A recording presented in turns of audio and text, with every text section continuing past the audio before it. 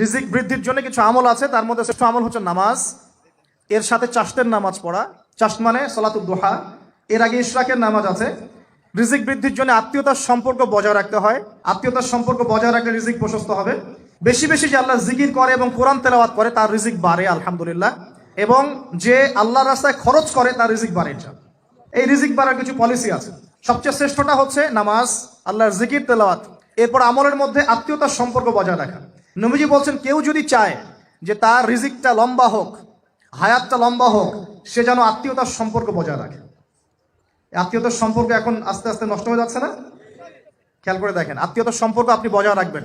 মনে রাখবেন, আমি বারবার একটা কথা বলেছি আপনাদের ওয়াজ মাহফিলে, যে পৃথিবীতে যে কাজই করবেন আল্লাহর সন্তুষ্টির জন্য করবেন। আত্মীয়তার সম্পর্ক বজায় রাখবেন আল্লাহর সন্তুষ্টির জন্য, তাদের কাছে কিছু পাওয়ার আশায় না। যখনই আপনি কারো কাছে কিছু পাওয়ার আশা করবেন আপনি কষ্ট পাবেন।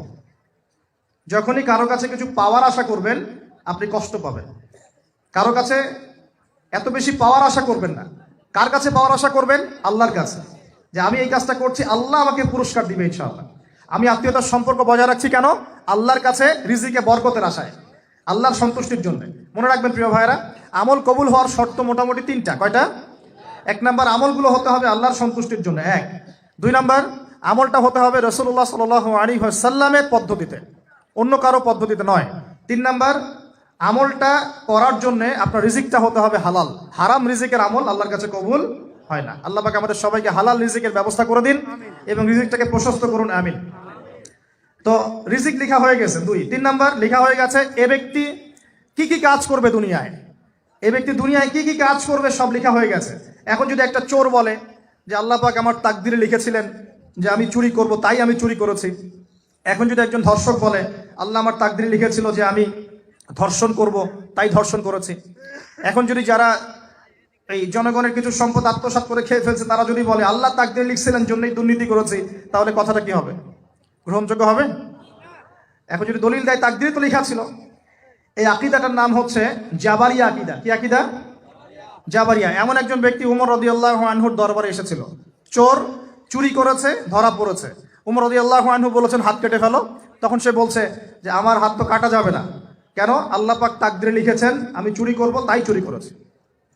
তো উমর রাদিয়াল্লাহু আনহুর সামনে এই কথাটা বলেছে। আর উমর রাদিয়াল্লাহু আনহু কি বিচক্ষণ মানুষ ছিলেন না বোকাশোকা ছিলেন?